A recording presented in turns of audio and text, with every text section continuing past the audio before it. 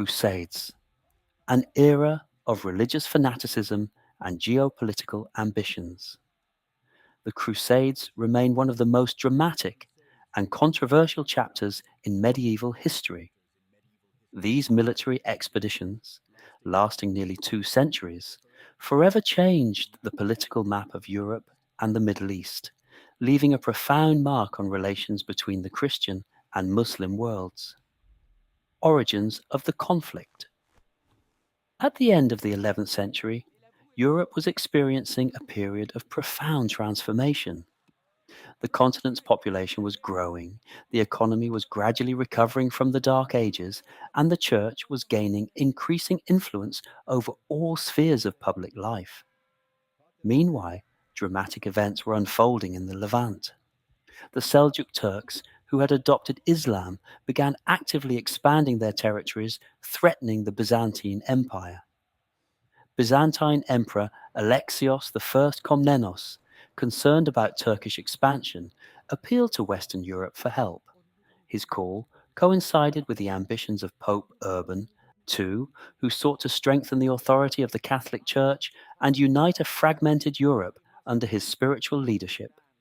In 1095, at the Council of Clermont, the Pope delivered a passionate speech calling on knights and commoners to set out to liberate the Holy Land from the infidels. Urban Eich's speech had an electrifying effect. Thousands of people from different social strata took up the cross as a symbol of their duty to God. The participants' motives were diverse. Some were driven by sincere religious faith, others sought to gain wealth and lands. Still others sought adventure or attempted to atone for their sins. The Church promised participants in the campaign complete absolution of sins, which was an extremely attractive prospect for medieval people. The First Crusade. The First Crusade began in 1096 and consisted of several waves. First came the so-called People's Crusade, led by Peter the Hermit and Walter the Penniless. This disorganized mass of peasants, artisans, and minor knights, lacking proper provisions and military discipline, suffered a catastrophic defeat by the Turks before even reaching the Holy Land. The real military campaign began later, when organized contingents arrived in Constantinople under the command of experienced leaders: Godfrey of Bouillon, Bohemond of Taranto, Raymond of Toulouse, and others. After difficult negotiations with the Byzantine Emperor, the Crusaders set out for Anatolia. The siege and capture of Antioch in 1098 became one of the most dramatic episodes of the campaign. The city was taken thanks to the betrayal of one of its defenders, but soon the Crusaders themselves found themselves besieged by a powerful Muslim army. Only thanks to the discovery of the Holy Lance, according to legend, the very one with which a Roman soldier pierced Christ's side on the cross, and the raising of the warrior's morale, was it possible to hold out and defeat the enemy. In 1099, the Crusaders finally reached Jerusalem. After a month of siege, the city fell, and what happened next became one of the most tragic episodes of the campaign. The Crusaders carried out a terrible massacre, sparing neither Muslims, nor Jews, nor even Eastern Christians. According to contemporaries, the streets of Jerusalem were flooded with blood up to the ankles. This cruelty was forever etched in the memory of the Muslim world. After conquering Jerusalem, the Crusaders created 4 states: the Kingdom of Jerusalem, the Principality of Antioch, the County of Edessa, and the County of Tripoli. These Latin states in the east existed for nearly 2 centuries, becoming outposts of European presence in the region. The Second and Third Crusades. The success of the First Crusade proved short-lived. The Muslim world began to consolidate, and in 1144 the county of Edessa was recaptured by the emirs of Mosul. This loss became the impetus for organizing the Second Crusade, 1147 to 1149, which was led by King Louis VII of France and German, Emperor Conrad III. The Second Crusade proved to be a complete disaster. The armies suffered heavy losses during the crossing through Anatolia, and the attempt to take Damascus ended in shameful failure. Conflicts between European leaders and local Frankish barons only worsened the situation. The campaign ended without achieving any of its goals, undermining enthusiasm for future expeditions. The real turning point came in 1187, when the Sultan of Egypt, Salah ad-Din, known in the West as Saladin, defeated the Crusader army at the Battle of Hattin and recaptured Jerusalem. Unlike the massacre of 1099, Saladin showed mercy to the Christian population, allowing them to ransom their freedom or leave the city. The loss of Jerusalem caused shock throughout Europe. The Third Crusade, 1189 to 1192, was organized by the most prominent monarchs of the era: English King Richard I, the Lionheart, French King Philip II Augustus, and German Emperor Frederick I Barbarossa. However, this campaign also did not bring complete success. Frederick Barbarossa drowned in a river in Anatolia, which demoralized his army. Philip II soon returned to France after the capture of Acre. Only Richard the Lionheart continued the struggle. Demonstrating outstanding military abilities, he achieved a series of victories, including at Arsuf, but failed to recapture Jerusalem. In 1192, Richard and Saladin concluded a peace treaty under which Christian pilgrims were given the right to visit holy sites, but Jerusalem remained under Muslim control. The Fourth Crusade and its consequences, the Fourth Crusade, 1202 to 1204, became the greatest deviation from the original goal of the Crusades. Organized by Pope Innocent III, the campaign was initially supposed to be directed at Egypt, but due to financial problems, the Crusaders became dependent on the Venetians. Venice, guided by its own commercial interests, directed the campaign first to the Christian city of Zeta and then to Constantinople. In 1204, the Crusaders captured and brutally plundered the capital of the Byzantine Empire, one of the greatest centers of Christian civilization. This act of barbarism forever deepened the schism between the Catholic and Orthodox churches. On the ruins of Byzantium, the Crusaders created the Latin Empire, which lasted until 1261. This campaign finally discredited the idea of the Crusades, transforming them from a religious mission into an instrument of political and economic interests. Later, Crusades and the Children's Crusade. Subsequent crusades did not bring significant results.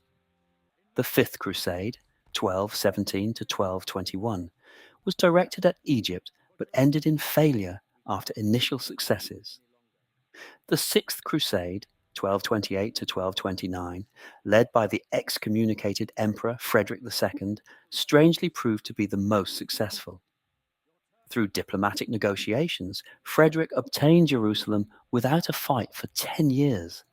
A particularly tragic episode was the so-called Children's Crusade of 1212. Thousands of children and teenagers, inspired by religious fanaticism and the belief that their innocence would bring victory, set out for the Holy Land. Most of them died of hunger and disease, and many were sold into slavery. This tragedy demonstrated the dark sides of the crusading movement. The 7th, 1248 to 1254, and 8th, 1270 Crusades, organized by French King Louis IX, the Saint, also ended in failure. Louis died during the 8th Crusade from disease in Tunisia. By the end of the 13th century, enthusiasm for the Crusades had virtually exhausted itself. The fall of the last strongholds. Throughout the 13th century, the Crusader states in the East gradually shrank under pressure from Muslim forces, especially the Mamluks of Egypt.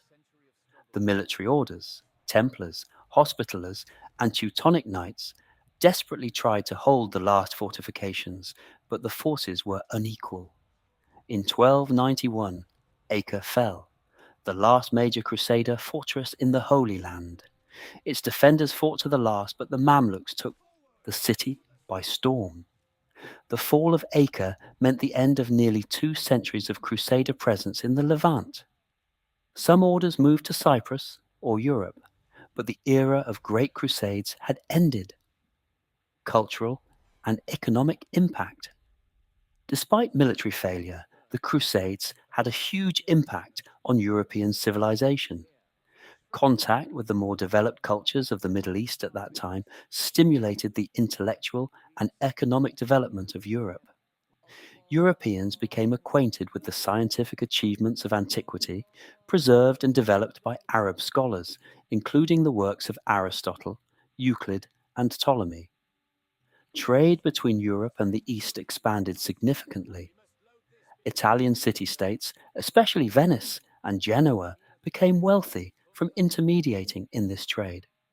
New goods came to Europe: spices, fabrics, paper, as well as technological innovations such as gunpowder and the compass.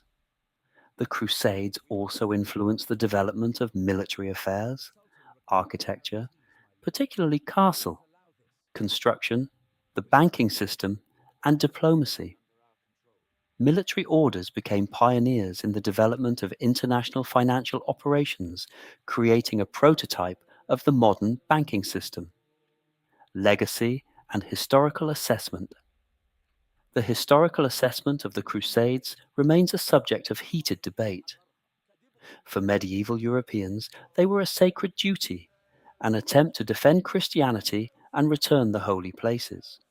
For the Muslim world, the Crusades became a symbol of Western aggression and colonialism, leaving deep wounds that are still felt today. Modern historians emphasize the complexity and multifaceted nature of this phenomenon.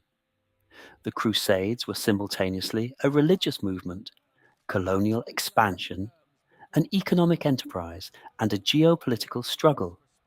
They united Europe before a common goal, but at the same time led to horrific violence, intolerance, and destruction.